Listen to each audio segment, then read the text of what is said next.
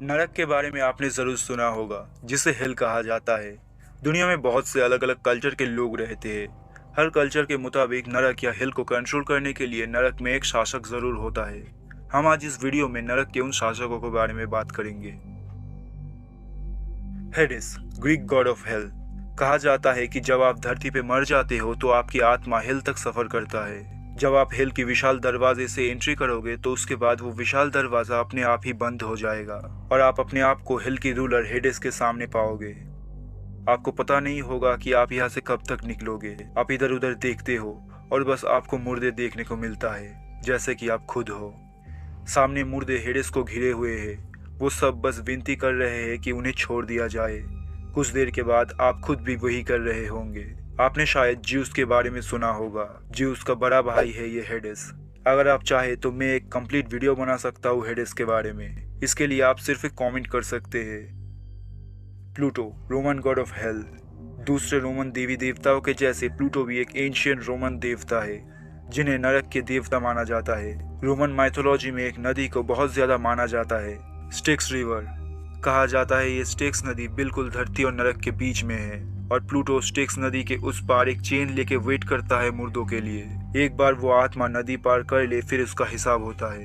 ये कुछ इस तरह का प्रोसेस है जिसमें अच्छे अंडों को बुरे अंडों से अलग किया जाता हो।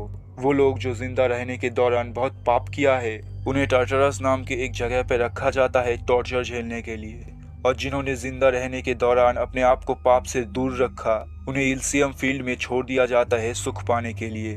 और अगर कोई आत्मा यहाँ से भागने की कोशिश करे तो हेल के शासक प्लूटो के अलग ही प्लान्स होते हैं, क्योंकि प्लूटो ने हेल के विशाल दरवाजे पे एक खतरनाक गार्ड को बैठा रखा है, सर्वरास, जो कि एक 3 सर वाला कुत्ता है। ऐसे ही डेंजरस माइथोलॉजिकल क्रिएचर्स के बारे में मैंने पहले ही एक डेंजरस सा वीडियो बना के रखा है। आप चाहे तो ऊपर आई बटन पर क्लिक करके वो वीडियो देख सकते हैं। और प्लूटो के बारे में ये भी माना जाता है कि वो एक हेलमेट पहनता है जिससे प्लूटो इनविजिबल हो जाता है। Hello, Norse goddess of hell. अब ये कुछ डरावना सा है। हेल को देखने से ही आपको डर लगने लगेगा। हेल एक पतली सी महिला के रूप में दिखाई देती है, जिसके शरीर के दाहिना तरफ बहुत ही खूबसूरत है। आपको प्यार हो जाएगा, लेकिन अभी नहीं, क्योंकि जब आप उसको बाएं तरफ से देखोगे तो आपको एक ज़ॉम्बी जैसा कुछ देखने को मिलेगा जो कि गल रहा है।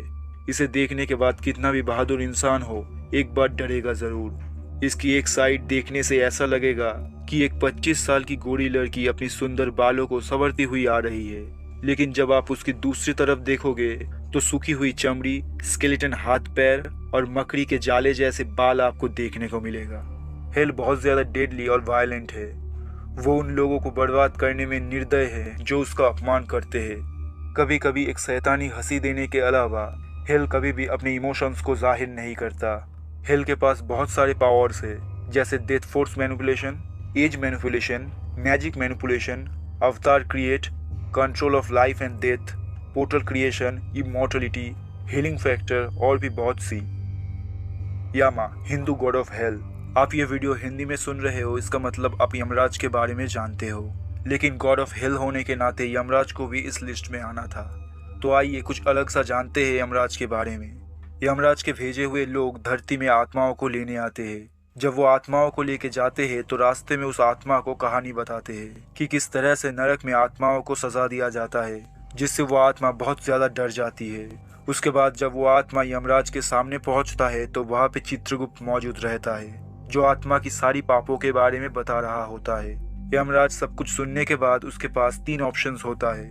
पहला, अगर वो आत्मा एक पुण्य आत्मा है तो उसे इमॉर्टलिटी दिया जाता है और हेवन में भेजा जाता है। दूसरा, आत्मा को दोबारा धरती तक भेजा जाता है दोबारा जन्म लेने के लिए।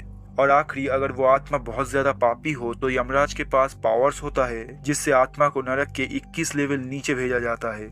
स्तर जितने नीचे जाएगा पनिशमेंट उतना ही बढ़ेगा। आपुच, मायन गॉड ऑफ हेल। गॉड आपुच को मायन माइथोलॉजी में एक गलता हुआ पचता हुआ बॉडी और एक डेंजरस सा हंसी के साथ दिखाया जाता है। मायन माइथोलॉजी के अनुसार आपुच अंडरवर्ल्ड के सबसे खतरनाक हिस्सा मिथनाल पे राज करते हैं। एक बार इंसानी आत्मा को पकड़ने के बाद आपुच उसे जलाते हैं। तब तक जलाते हैं जब तक वो आत्मा चीख के चिल्ला के खत्म ना हो जाए।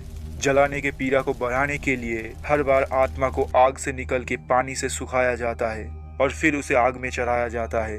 ये तब तक चलता रहता है जब तक वो आत्मा कंप्लीटली डिस्ट्रॉय ना हो जाए।